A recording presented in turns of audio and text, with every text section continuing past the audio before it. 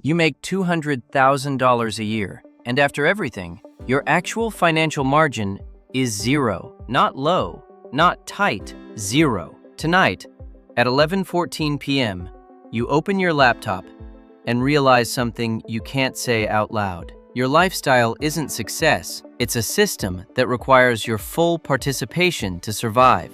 This is the $200,000 trap. $18,400. That is what is left. Not what you saved, not what you invested.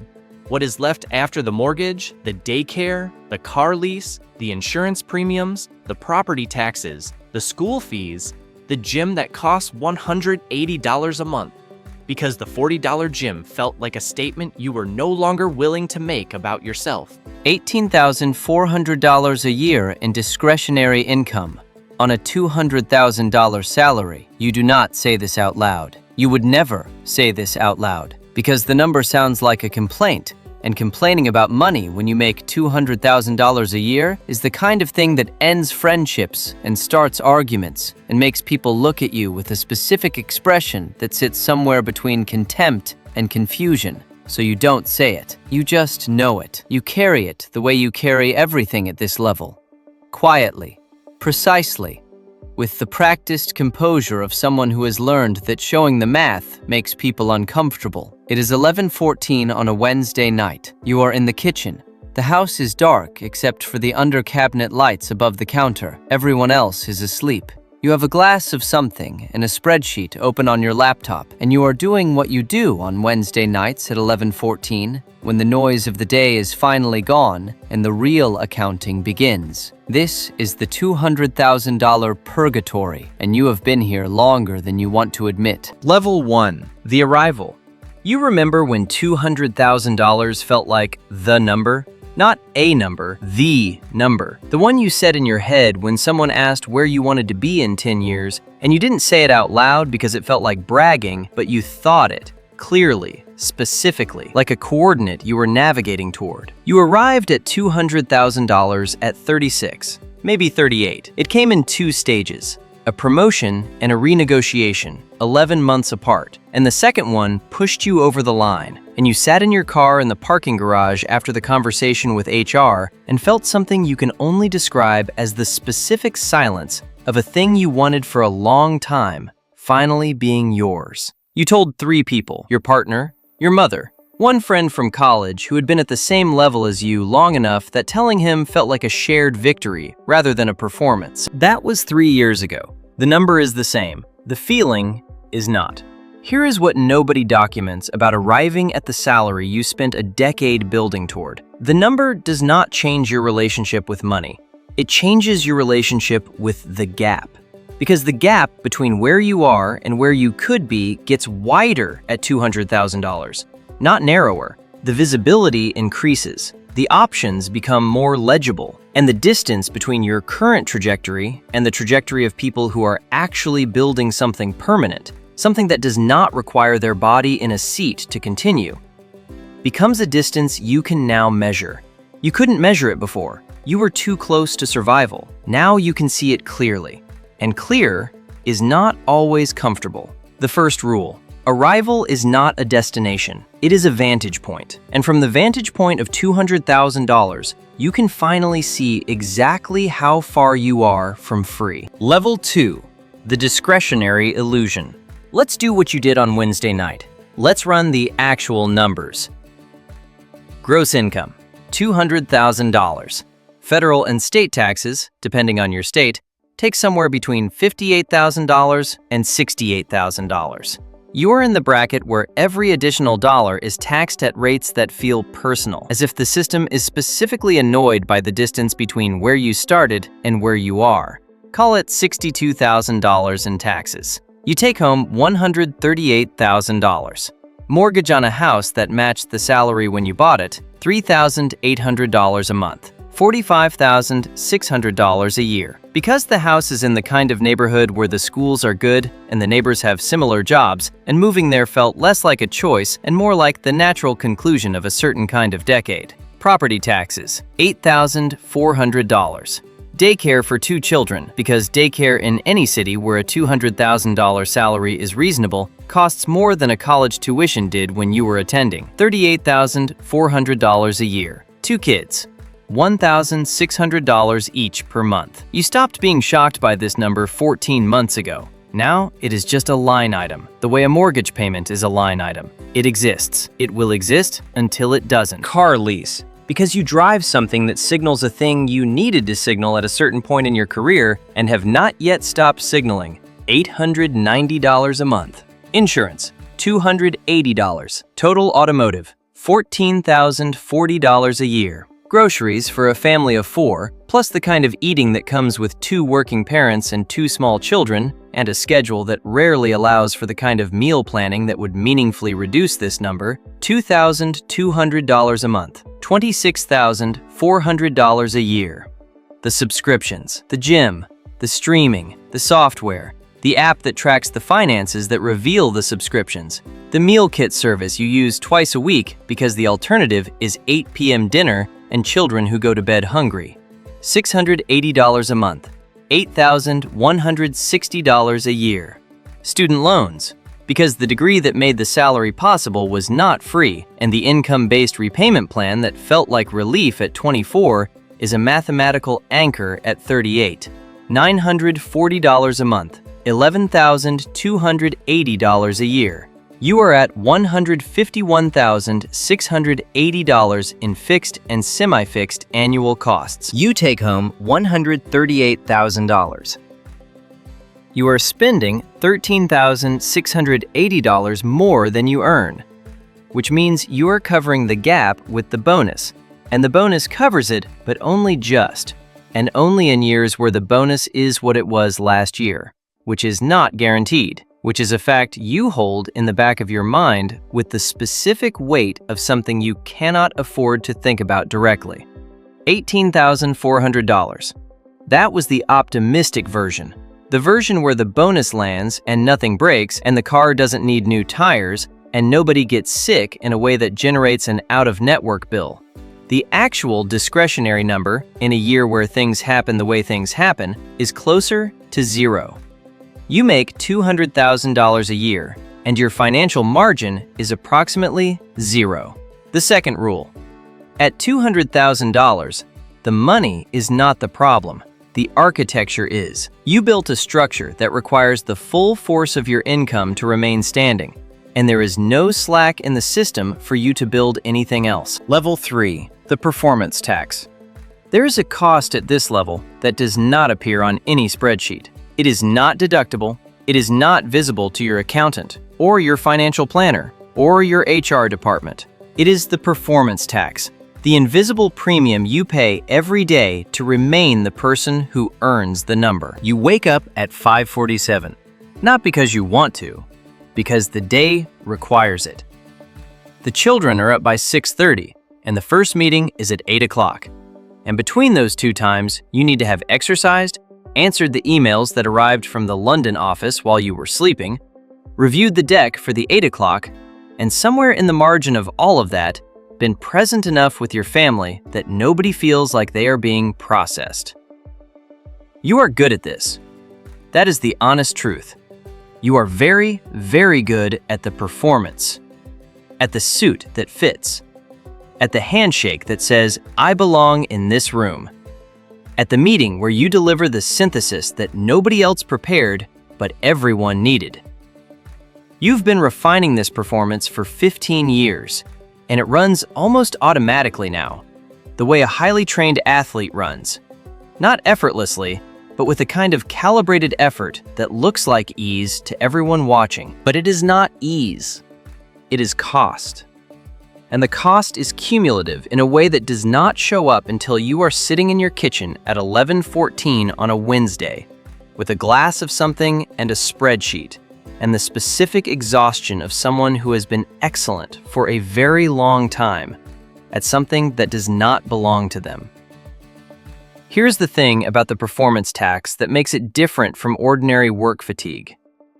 Ordinary work fatigue resolves with rest. You sleep well for a week, and it recovers. The performance tax does not resolve. it compounds. Because what you are tired of is not the work. It is the maintenance of a version of yourself that the income requires. And you cannot rest from being someone. You can only stop. Your colleague Nathan is 44. He has been at the firm for 11 years. He makes $230,000. He is technically excellent. He is also slowly, quietly disappearing. Not into failure, but into the furniture of the institution. He is the person who knows where everything is, who has the context for every decision that came before, who is reliable and present and utterly stationary. Nathan has been at level 3 for 6 years. The performance became the ceiling. The ceiling became the floor. And somewhere in that exchange, Nathan stopped calculating an exit because the calculation was too expensive to complete. You are 38 years old. Nathan is 44. You are looking at 6 years from now, and you are not sure the difference is as large as you need it to be. The third rule. At this level, the greatest financial risk is not market volatility or job loss.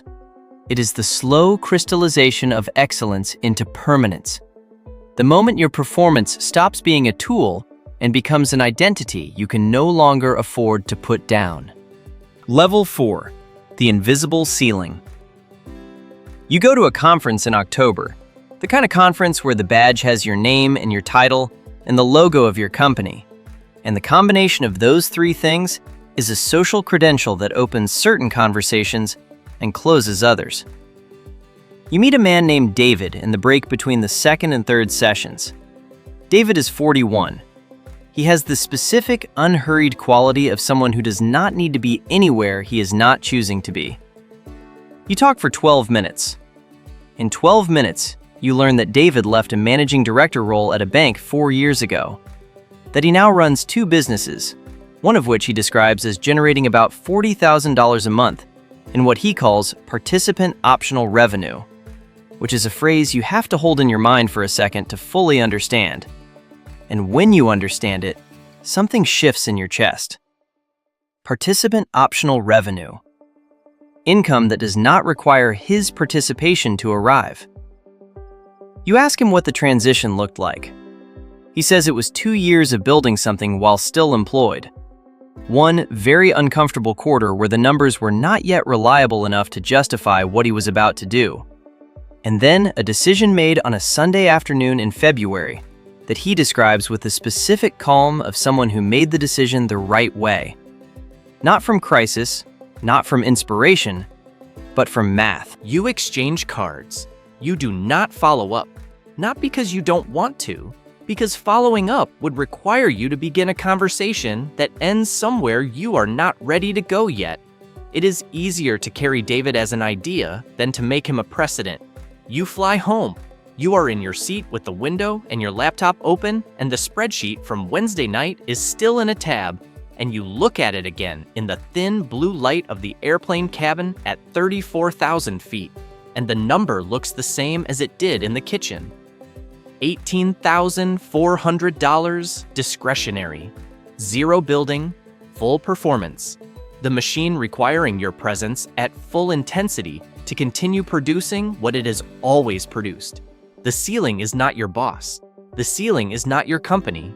The ceiling is the structure of a life built entirely on salary income, where every dollar you earn requires your direct and continuous presence to continue arriving, and where there is no mechanism, none, for the money to move while you sleep.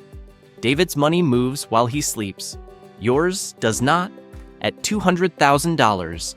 With everything you have built and maintained and performed for 15 years, yours does not. The fourth rule: a salary is a ceiling designed to look like a floor. It has an upper limit by definition. The hours in a day, the years in a career, the patience of a body being asked to perform at maximum capacity indefinitely. The floor is a story. The ceiling is the math. Level 5. The 401k mirage. You are doing everything correctly. This is important to say clearly and without irony. You are doing everything the plan told you to do. You max your 401k, $23,000 a year, into a target date fund that is appropriately allocated for your age and risk tolerance. Your employer matches 4%. You have been doing this for 9 years. The balance is $310,000. You have a 6-month emergency fund, $42,000 in a high-yield savings account, earning 4.7% APY. You built this during a period of discipline you are still proud of. You have not touched it.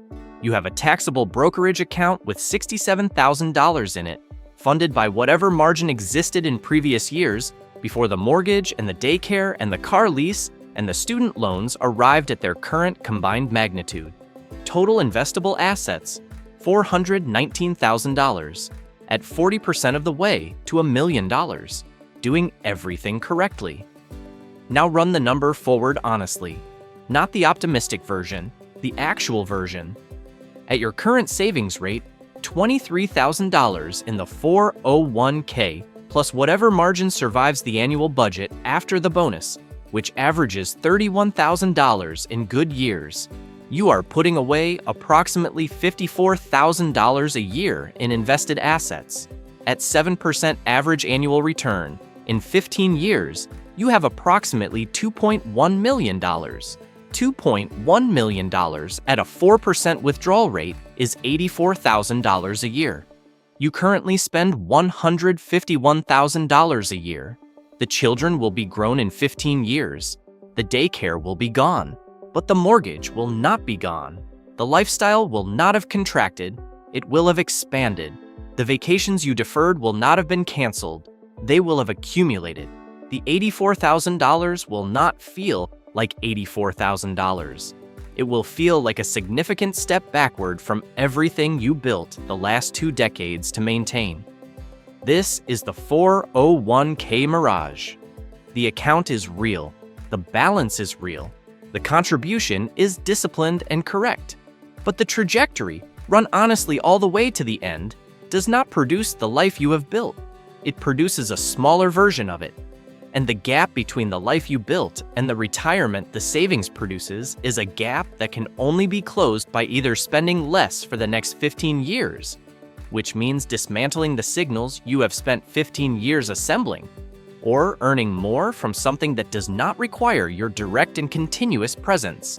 The math has exactly 2 exits. You have been avoiding naming them because naming them requires choosing one. The 5th rule: a retirement account is not a wealth-building instrument. It is a salary deferral system with favorable tax treatment. Wealth is not what you accumulate inside the machine. It is what you build outside it. Level 6. The Sunday question. There is a question you do not ask yourself on most Sundays. You do not ask it because the answer is not yet comfortable, but it exists in the back of the Wednesday night spreadsheet, in the 12 minutes with David at the conference, in the 11:14 kitchen light when the house is dark and the numbers are clear. The question is this: what would you build if the salary was not load-bearing? Not a fantasy, not a lottery scenario, a practical question. If your fixed costs were covered by something other than the performance, if $8,000 a month arrived from a system you built rather than from a role you inhabit, what would the job become? Not a burden, not a cage, a choice. And if the job were a choice rather than a requirement, what kind of work would you do inside it? What would you say in the meetings you currently moderate towards safety? What projects would you choose instead of the visible ones? What would it feel like to be at your desk on a Monday morning knowing that the number coming in on Friday is not contingent on what happens at the desk? You have not built that thing yet. You know this. The $419,000 in investable assets is not that thing. It is locked in accounts you cannot access without penalty for a decade, or trickled in income that barely covers a utility bill at current valuations. You have no rental income, no business revenue, no consulting practice, no asset that wakes up in the morning and works without you. You have a salary, a very good one, and a lifestyle that consumes it completely. Here is what this level actually costs you that the spreadsheet does not show. Every Sunday, you do not use to build something outside the machine, is a Sunday you will not get back. Not dramatically. You are not wasting Sundays. You are using them for things that matter: rest and family and the ordinary maintenance of a life. But the aggregate of Sundays not used for building is the reason you are in the same conversation with yourself on Wednesday night at 11:14 that you were in 18 months ago. The machine does not care about your Sundays. The machine will run exactly as it has run, regardless of what you do with the morning hours between 7 and 11 when the children are occupied and the week has not yet started. The machine is indifferent. The Sunday is yours. The sixth rule: the salary will not free you. The Sunday will. Not the occasional Sunday, not the inspired Sunday when motivation is high and the plan is clear. The consistent Sunday, the one that happens the same way the 401k contribution happens, automatically before you can talk yourself out of it. Level 7. The perimeter. You are not going to quit on Wednesday night. This is not that kind of story. The Wednesday night realization is not the end of something. It is, if you let it be, the beginning of a different calculation. The calculation is not, how do I escape the salary? The calculation is, what is the minimum amount of participant optional income that would change the nature of the salary? Not replace it, change it. There is a number, a specific, calculable number, at which the job stops being a requirement and becomes a choice. It is different for everyone. For you, with your cost structure, it is probably somewhere between $6,000 and $9,000 a month from something that does not require your continuous presence. That number, arriving reliably from an asset you built, changes everything about how you show up inside the machine. Because when the salary is a choice, you make different choices inside it. You say the thing in the meeting that is true rather than the thing that is safe. You work on the project that needs doing rather than the one that photographs well. You stop performing for the camera because the camera no longer has the leverage it once had. And paradoxically, you become more valuable to the institution, not less. Because the person who is not performing from necessity performs from actual competence. And actual competence is rarer than it appears. The perimeter is not a side hustle. This distinction matters. A side hustle is something you do in addition to the job, at full energy cost, for incremental income that does not compound and does not change your relationship to the salary. The perimeter is different. The perimeter is an asset, something you build deliberately over time with the specific intention of creating income that does not require your direct and continuous presence. A rental property, a business built to run without you, a consulting practice with retained clients and documented systems, a portfolio of investments generating dividend or distribution income at a scale that is meaningful relative to your monthly cost structure. These are different in kind from a side hustle. They are not additional labor, they are alternative architecture. You build the perimeter the same way you built the 401k. Not all at once, not dramatically. One allocation at a time, one Sunday at a time, over a period of years, until the perimeter is wide enough to stand on. Elena, you don't know her, but she existed, was a senior director at a tech company making $172,000. She started a newsletter on Sunday mornings. 11 subscribers became 40, became 400, became a consultancy generating $4,200 a month in retained work that did not require her daily presence. 2 years after the first Sunday morning, the newsletter income covered her fixed costs minus the mortgage. 18 months after that, she restructured her role to 4 days a week, took an 11% pay cut, and eliminated the performance tax entirely. Her income is now lower than it was at its peak. Her net worth is growing faster than at any point in her career. The perimeter changed the math. The perimeter changed the job. The perimeter changed the life. The seventh rule: the purgatory does not end when the salary increases. It ends when the salary becomes optional. And it becomes optional not through escape, but through parallel construction, the deliberate building of an architecture that functions without your presence, begun not when it is convenient, but when it is possible, which is now, which has always been now. Level 8. The Wednesday accounting. You close the spreadsheet, not because you have solved it, you have not solved it, not because the number changed. $18,400 in discretionary income, the architecture unchanged, the machine requiring the same performance at the same intensity for the same monthly result. You close it because the accounting is complete for tonight. You have seen what you needed to see. You have let the number be real rather than theoretical, uncomfortable rather than softened by the logic of next year or the next bonus, or the eventual point at which the daycare ends and the mortgage resets and things get easier in the ways that things do get easier when time passes. The number is what it is. You are where you are, and where you are is not a crisis. Nobody is suffering. The house is warm, the children are asleep. The salary is depositing in 11 days. By every visible metric, you are doing well. But you are doing well inside a structure that is consuming the full output of your most productive years in exchange for a level of stability that has no exit mechanism built into it. And you can see this now. You can see it the way you can only see something clearly when the house is dark and the numbers are cold and nobody is watching. There is a man somewhere in this city right now who is 26 years old. He has $2,400 in his checking account. He is in the early part of a story that you are in the middle of. And if someone could take him aside right now, not with a motivational speech, not with a vision board, but with the actual mechanics of how money compounds and how architecture determines outcome and how the performance tax accumulates over time, they could give him something genuinely useful.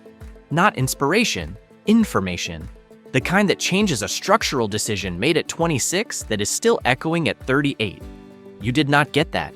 You got the salary, you built the life that matched it. You arrived at the number you wanted and discovered that the number was a ceiling dressed up as a floor and that the floor had no door. You are building the door now.